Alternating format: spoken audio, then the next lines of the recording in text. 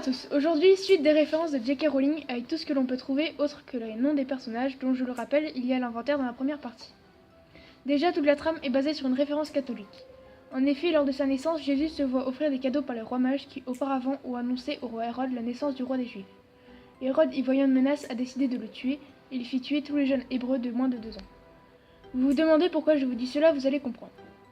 En effet, cet épisode de l'histoire appelé le massacre des innocents fait écho à la prophétie qui annonce qu'un jeune garçon né en juillet tuera Lord Voldemort, ce qui provoqua l'assassinat des Potter.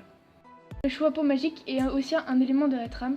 En effet, Voldemort aurait pu penser que ce garçon né au mois de juillet soit Neville Londubat. C'est donc ce choix qui a désigné Harry comme l'élu. Pour revenir à ce choix-peau, il désigne les maisons des élèves non seulement par leur caractère et ambition, mais aussi, et c'est ce qui se produisit avec Harry, grâce à leur choix. Harry, lorsqu'il retire l'épée de Gryffondor du choix-peau, dans la chambre des secrets, a fait le choix de sauver Ginny de l'emprise de Tom Riddleston et de débarrasser Poudlard du basilic.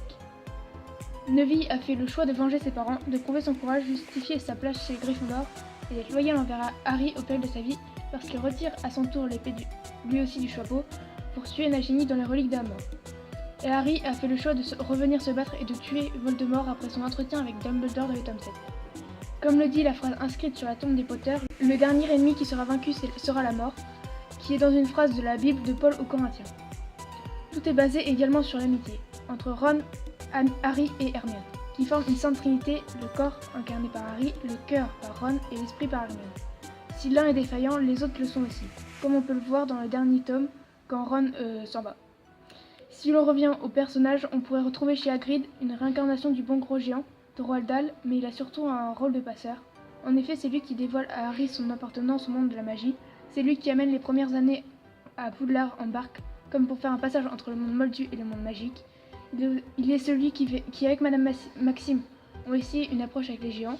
Ici, il est donc le passeur entre ces deux communautés. Dans les reliques de la mort, c'est lui qui porte Harry alors qu'il est supposé mort. Il est donc à ce moment-là le passeur entre la vie et la mort.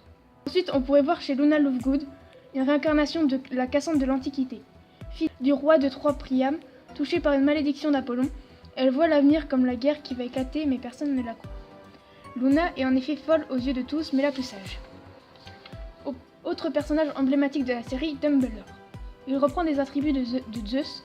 En effet, ce dernier a comme animal associé l'aigle et le sorcier un Fumzex, un phénix. Il en pioche également chez Merlin, même barbe et son don de la prophétie. Merlin est prophète et Dumbledore, comme il le dit lui-même à Harry dans le tome 7, en temps normal je devine plutôt bien. Il est au courant ou a deviné dès le premier tome les aventures que va vivre Harry. Les elfes de maison, représentés notamment par Dobby, Créature et Winky, sont le symbole de la traite négrière et des esclaves domestiqués par leur couleur de peau ou ici de leur non-appartenance à la race supérieure des sorciers. Dobby, elfe de maison libre dès la fin du tome 2, symbolise la révolte des esclaves et est un réveilleur de conscience qui poussera Ron à suggérer l'évacuation des elfes avant la bataille de Poudlard. En parlant des elfes de maison, l'association d'Hermione pour les aider à devenir libres, en anglais SPEW, est directement inspirée d'une association ayant vraiment existé, la Society for Promoting the Employment of Human, créée en 1859.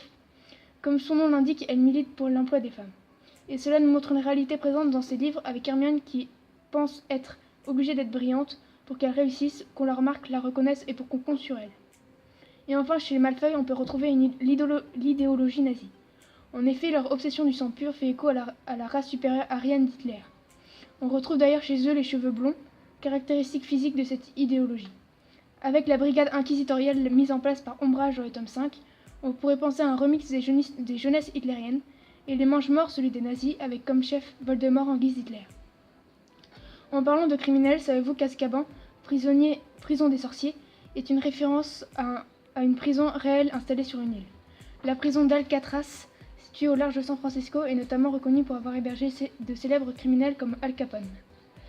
Mais certains se battent aussi pour la bonne cause. L'AD, armée de Dumbledore ou association de défense, peut faire penser à l'Alliance rebelle dans Star Wars, mais aussi à un ordre de chevalerie. En effet, les chevaliers prêtent serment de fidélité à leur suzerain qui serait ici Dumbledore. Vous êtes-vous demandé ce qui signifiait Avada Kedavra? Eh bien, en araméen, Abada Kedabra signifie que la chose soit détruite. Toutes les références, origines et significations ne sont peut-être pas toutes là. Je pourrais vous dire que dans le tome 7, il est fait une allusion à la forêt de Den, non pas celle de Den Thomas, élève de Poudlard, mais une forêt bien réelle à côté de laquelle vivait J.K. Rowling dans son enfance. Un dernier conseil, respectez toujours la devise de Poudlard, Draco dormiens nunquam titillendus. En français, ne chatouillez pas un dragon qui dort. A bientôt pour de nouvelles vidéos.